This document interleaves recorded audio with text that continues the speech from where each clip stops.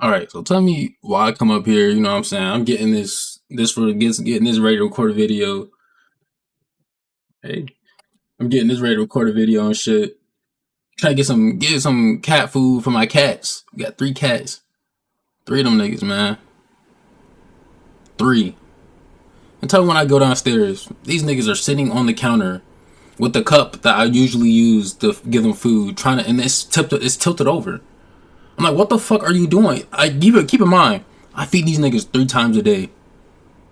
You're not that hungry, bro. You are okay. You can wait 10 seconds for me to go upstairs and downstairs.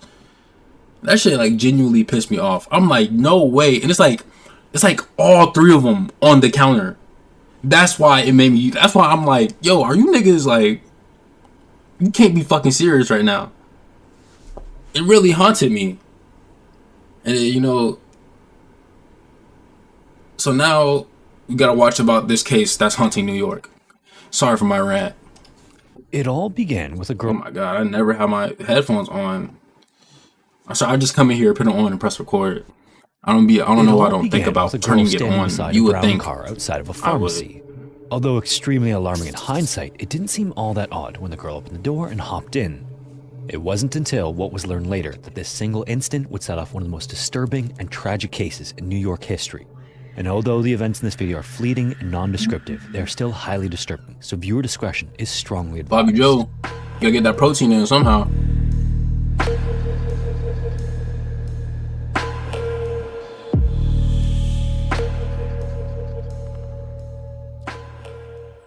It had been a gloomy, rainy fall day until the sun began to peek guess out what? over Rochester, New York on November 16th, I don't think I heard 1971. that. And little 10-year-old Carmen Colon had gotten home from school not long before the bad weather started to break. And despite her age, Carmen had some rather adult responsibilities in her home life. She lived with her grandparents in Rochester's Bull's Head neighborhood, and often her guardians would take her to help with various errands that needed to be We got run. the RDR2 font. Around 4 o'clock that afternoon, Carmen's grandfather Felix needed a prescription to be picked up at a nearby pharmacy and asked his granddaughter to walk with him. It was something the pair had done countless times before, but this time, instead of willfully going along with Felix, Carmen begged her grandfather to let her go alone. After all, she was growing up, the pharmacy was down the street, and the perception in the early 1970s was different than today.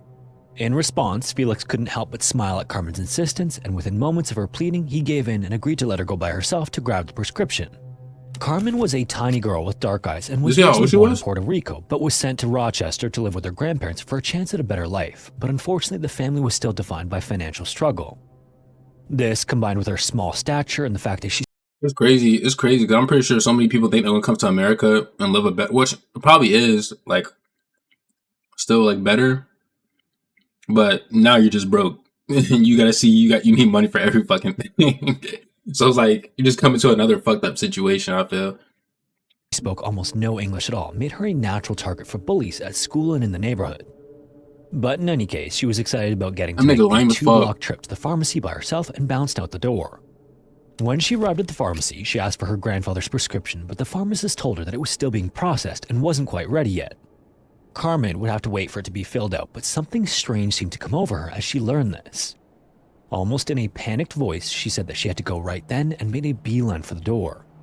She didn't exactly make a scene about it, but it was a reaction far enough out of the norm for other pharmacy patrons to take note and watch as Carmen got back out onto the sidewalk and walk up to a parked car. Moments later, she entered the vehicle and it hastily pulled away. An hour later, Rochester was in the middle of its weekday rush hour as motorists moved along the Interstate 490 West. Many of them were in their own worlds as they drove, but that bubble shattered at the sight ahead of them. Running along the side of the highway without clothes from the waist down was a girl with a terrified look on her face. She was also waving her arms in the air, trying to get any one of the 100 or so cars that went by to stop. Motorists then noticed that there was a car along the side of the highway that was backing up as if it was chasing the girl down. And traveling at an average speed of 70 miles per hour on this part of the interstate, maybe people thought they were going too fast to stop. Or maybe they were just in a hurry to get home after a long day of work. Whatever the case, horrifyingly, not a single person pulled over to see if the girl needed help. They kept going, thinking it was odd that she was running down the Literally highway, wrong but as not fuck. thinking enough of it to pull over. And just 2 days later, the sight of the girl in desperate need of help would come to forever haunt those who saw her. On November 18th, 2 teenage boys were riding their bicycles near the town of Churchville just outside Rochester and came across what they first thought was a doll in a roadside ditch. The boys then stopped to check it out and quickly realized that the figure in the ditch was no doll. It was a girl lying in the gully against a rock, completely unclothed, and she was dead. It was Carmen.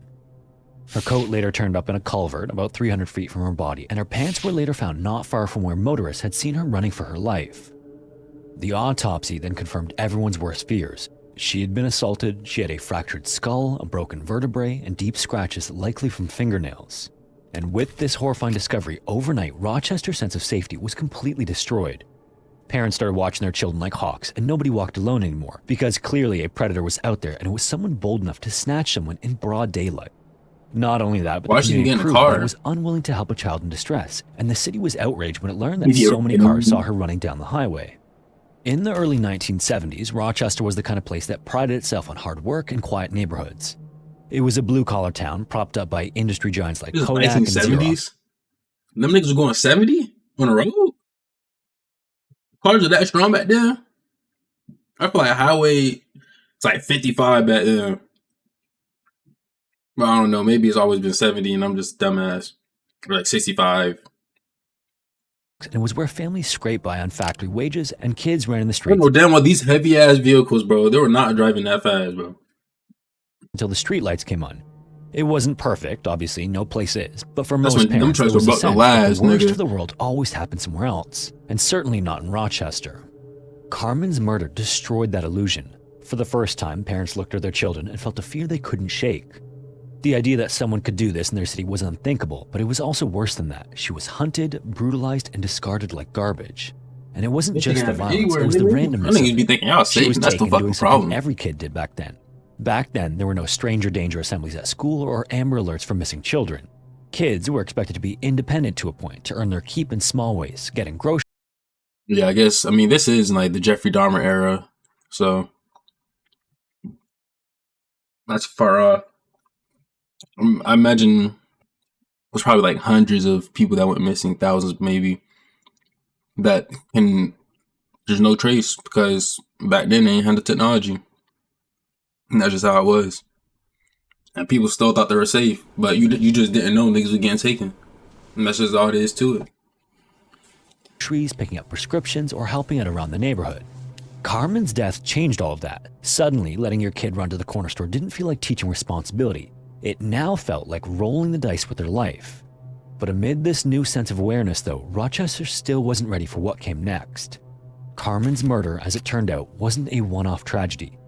It was instead a warning shot no one could see at the time. It was only the first chapter in what would become one of the most haunting, unsolved murder sprees the city and the country had ever seen. By the spring of 1973, Carmen's murder 2 years earlier was already starting to fade into that uneasy place in the city's memory. It was still raw, but easier to not think about. And maybe it was a one-time thing, people told themselves. Something terrible for sure, but it was over, at least they hoped. Well, nigga, if it happened once, it will happen again. It will. It's not, there's no, it will. It's just when is it going to happen again? That's when you need to think about. When you don't, there's no, oh, it's just a one and off thing. No, nigga, you'd even catch the nigga who did it. That nigga just warm. He just, bro, he would just pin his hands on the fire. He would just warm his hands up. Wanda Wilkowitz was everything Carmen wasn't. She was a fiery, red-haired, scrappy 11-year-old tomboy with the bruised elbows and knees to prove it. If there was trouble to find on the block, Wanda was in the middle of it, wrestling with the neighborhood boys, roughhousing, and always RP my grandma Wanda, man. Laughing just a little too loud. Among some of her classmates, this earned her ridicule. Her mother Joyce, on the other hand, always referred to her as a little bundle of energy, and Wanda's behavior did little to refute that. If she passes away, Life, however, hadn't been easy. Wanda's father died of a heart attack just a few years earlier, leaving Joyce to raise her daughter alone in a rough neighborhood on Rochester's east side.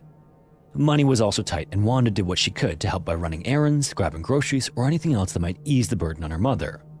April 2nd, 1973 was no different than most others. It was a gray, drizzly Monday, and Wanda's job that day was to pick up a few things from the corner grocery store. She left the house around 5 o'clock, and by 5:15, she was leaving the store with a bag full of milk, tuna, cupcakes, and cat food, which came to a grand total of $8.52. According to one witness, Wanda was last seen standing beside a large brown car talking to the driver. This was apparently a calm interaction with no signs of distress. Around the same time, though, another woman a few blocks away claimed that she saw a man forcing a red-haired girl she was sure was Wanda into a light-colored Dodge Dart sometime between 5:30 and 6 p.m. And then by 8 o'clock that night, Joyce had grown into an anxious mess when Wanda didn't come home. Wanda was never late, and it was now completely dark out. Joyce then called the police, who, perhaps remembering the case of Carmen, responded quickly. Nearly 50 detectives and officers then spread out, combing several square miles around Wanda's home. They searched the banks of a river where Wanda liked to play, tore through empty lots, and followed every dead-end lead. But the next morning at 10:15 a.m., a state trooper stumbled onto her body. She was fully clothed and discarded at the bottom of a steep embankment off State Route 104 in Webster, about 15 miles northeast of Wanda's neighborhood. And the position of her remains told a horrific story.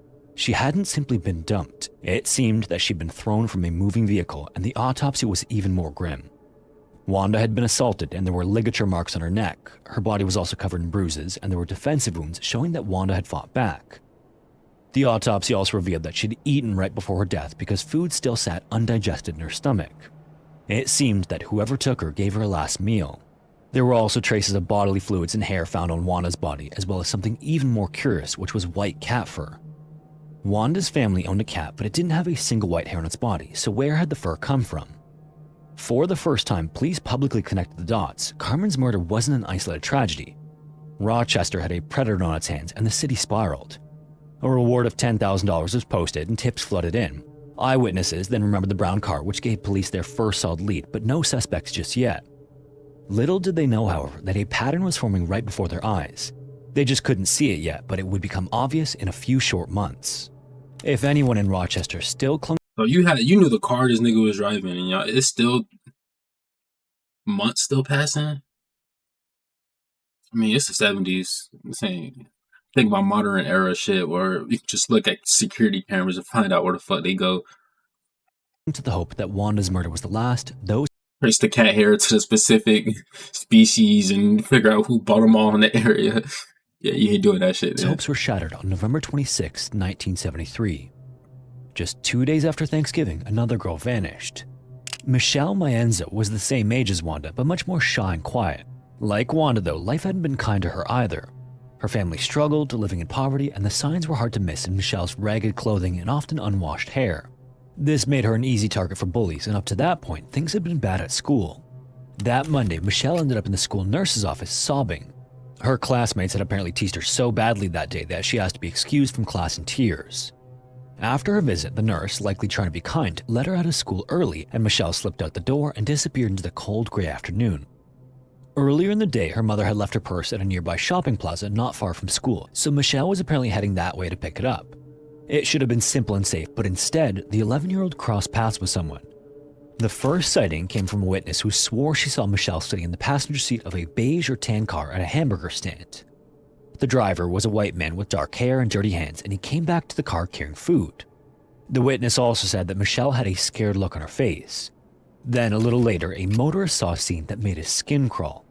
A man was standing beside his car on Route 350 in Walworth, holding a little girl by the wrist. The car had a flat tire, but when the motorist slowed down to help, the man made it clear that no help was needed. He pulled the little girl behind him, blocking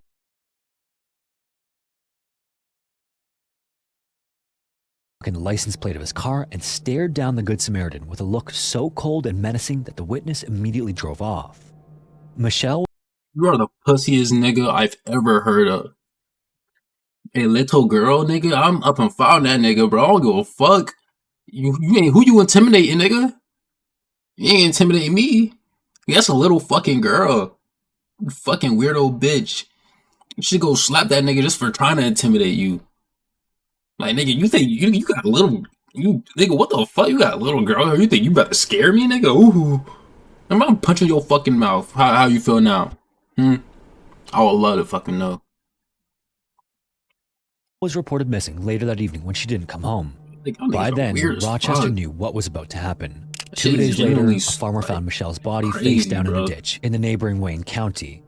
Like Wanda, Michelle was fully clothed, but like Carmen and Wanda, she had been assaulted and killed. Michelle also had evidence of blunt force trauma scattered across her body. The autopsy also showed that she had eaten a hamburger with onions just before her death, corroborating the story of the witness who claimed to have seen Michelle with a man at a hamburger stand. Clinging to her clothes were also strands of white cat fur, and leaf samples found in her clenched fist matched the foliage around the ditch where she was located, suggesting that she likely died right there. For the first time as well, police had a partial palm print that was left on Michelle's neck. More than anything though, police had two witnesses who had gotten a good look at the abductor. They described him as a white male between 25 and 35 years of age, about 6 feet tall, and weighing about 165 pounds. With this description, So this nigga taller than me, but weigh my same weight. I'm beating that nigga ass. You know, did this nigga look intimidating to y'all? He like the nigga from the Man in the Woods skit. Probably what the fuck that shit was based off of. Now that I think about it, I wonder. Cause he does. He really do. Like, damn. I wish I had an audience, nigga. I need to show niggas. I gotta make a TikTok or some shit. Police had a composite sketch made, which just as quickly hit newspapers and TV stations. A hotline was also set up to retrieve tips from the public, and even at its slowest, calls were coming in at a rate of 75 per hour. But just like their attempts to find Carmen and Wanda's abductor though, nothing stuck. And in the case of Michelle, one final heart-wrenching detail emerged. Her own uncle happened to see her that day and offered her a ride home, but Michelle turned him down. She wanted to walk instead. As police dug deeper into the investigation after Michelle's body was found, the pattern was impossible to ignore, and it reinforced that this was clearly not random or just a coincidence. 3 girls were gone, and each one was pulled from their respective neighborhoods in broad daylight, and every time the details lined up with a very specific criteria. All were about the same age of 10 or 11, all came from struggling families and carried the weight of broken homes. All 3 were also Catholic. None of them were kids that anyone paid much attention to. All the abductions also occurred during weekday afternoons on dreary gray days. All 3 also disappeared after school while running a simple errand, and each one was spotted willingly getting into or talking to someone in a car. And apart from that one account relating to Carmen, there were no signs of struggle, no screaming, nothing. It was as if they had been convinced they were safe. And then came the part that earned the case its name, the most puzzling coincidence of all, the initials. Carmen Colon was found near Churchville, Wanda Walkowitz was found in Webster, and Michelle Mayanzit was found in Macedon. 3 girls, each with matching double initials, found in places whose names corresponded to those initials. Statistically, this was an astronomical unlikelihood. The press then latched onto this, dubbing these the alphabet murders or double initial killings. Theories then also began to emerge, like was the killer choosing victims because of their names, or was he picking them out of some sort of twisted logic no one could decipher? Some even believed that the pattern was a clue. Or maybe the fucking weirdo that likes to rape and kill children.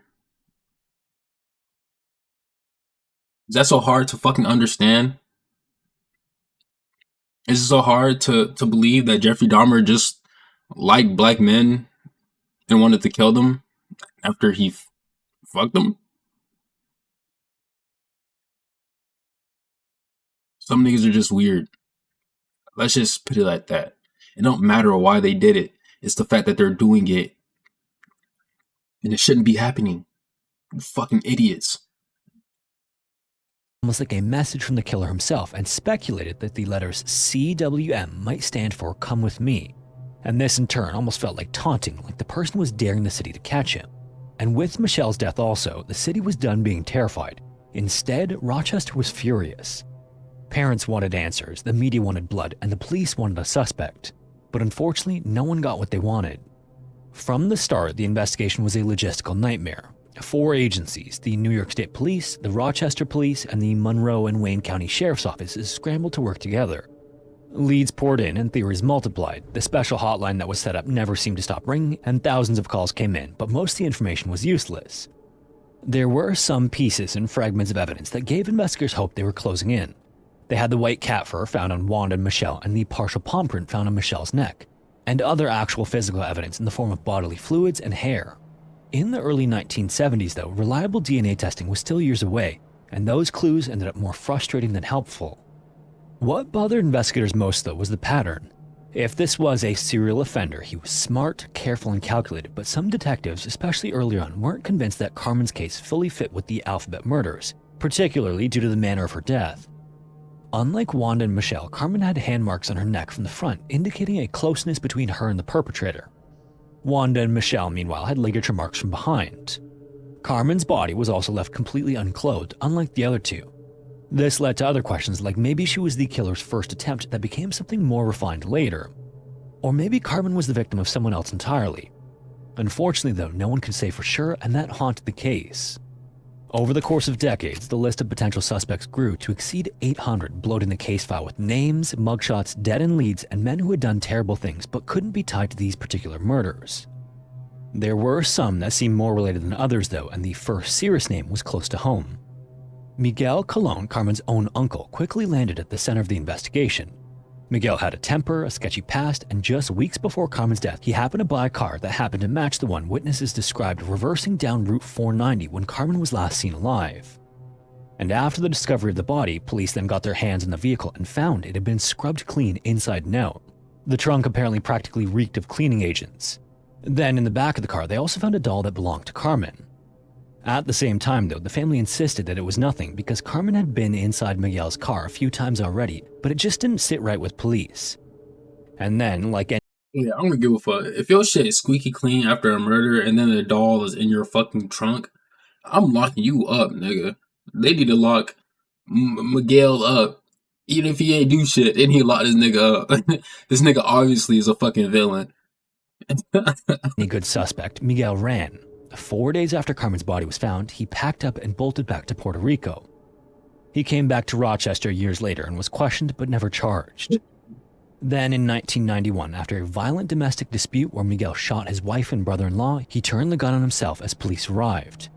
And to this day, some still think he was the man who killed his niece, while others aren't so sure, cowards, because Miguel was far from the only monster police had to deal with. Another name rose fast, that of Kenneth Bianchi, who was convicted of a series of murders that took place in LA between 1977 and 1979. Before he reached infamy, Kenneth was just a guy born and raised in Rochester who sold ice cream and blended into the background. While living in Rochester, he even drove a car that matched the description from one of the abduction scenes. So for a moment, it felt like maybe they had their guy, but the FBI compared the palm print left on Michelle to Kenneth and there was no match. Kenneth also denied everything too, and without physical evidence, police had no choice but to rule him out. So next, perhaps one of the most interesting suspects on paper is a serial offender named Joseph Nasso, who had a strikingly similar signature to his crimes. Throughout the 1970s and 1990s, Joseph killed women with the same double initials across northern California. This is 20 years. This nigga's a veteran right here. He also grew up in Rochester and traveled back and forth between New York and California often. And if alarms aren't already going off in your head, one of the interesting facts about his spree in California is that one of his victims there had a familiar name, Carmen Colon. These similarities were obviously impossible to ignore. Investigators then jumped on it, praying that this was the break they needed, but DNA testing crushed that hope. Joseph's profile didn't match the evidence from the Rochester killings. It was just another coincidence in a case with more than the police cared to count. So police eventually turned their attention to a man named Dennis Termini. He was a Rochester firefighter by day, but apparently was a predator by night. Between 1971 and 1973, the same span that saw the murders of Carmen, Wanda, and Michelle, Dennis allegedly attacked at least 14 teenage girls and young women, dragging them into garages at gunpoint where he assaulted them. Dennis also drove a beige car, the same color seen in multiple abduction reports. Like, you can't, like, bro, you that desperate, bro? Are you that desperate? That shit is actually fucking sad and horrendous, even, like. Think about it, bro. I niggas some weird ass niggas. I hope y'all niggas are dead white cat hair on the seats. And if that wasn't enough, they discovered Dennis's firefighter uniform folded neatly inside, leading them to wonder if maybe he had used it to convey authority to coerce the girls into his vehicle. When police searched his car as well, they found a map folded away that highlighted Wayne County, right where Michelle's body turned up. And in fact, 5 weeks after Michelle's murder, Dennis tried to grab another girl. This time she screamed loudly though, and police were alerted. Dennis then ran off and police chased him through yards and over fences before cornering him. Before they could apprehend him though, Dennis produced a gun from his pocket and ended things by his own hand. It was a moment that again felt like a confession, but these niggas are the pussiest niggas I have ever fucking seen. You're gonna do all this dumb shit and then kill yourself. It makes no sense to me. You know what the fuck you're doing. Deal with it, fuck nigga. Instead of being a bitch and taking a coward way out, you niggas are bitches. niggas would rather die than go to prison for like, even then, because maybe he didn't do it. You can go to prison for like 5-10 years, maybe. Y'all niggas are pussy as fuck, bro. Even Like, this what wasn't the the break fuck? that Rochester needed. In 2007, police had taken such an interest in Dennis that they arranged to exhume his body to run DNA against the samples collected from Wanda and Michelle. Oh, bitch ass. Show It dumb was a ass long up, shot, but bitch. police remained hopeful while they waited for the results to come back. When they did, though, there was no match. It wasn't him. And just like that, the last strong hope to solve the Alphabet murders died all over again. Everyone else, every name, and every lead was either ruled out or faded into obscurity. Some detectives still argued that Carmen's murder was different and that maybe her killer wasn't the same man who took Wanda and Michelle. And if that's true, it means that two monsters were hunting in the same place at the same time. After hundreds of suspects and thousands of man-hours, not a single arrest has ever been made in the Alphabet murders. The predator, whoever he was, slipped through every net, and half a century later, the city still wonders if he's out there somewhere.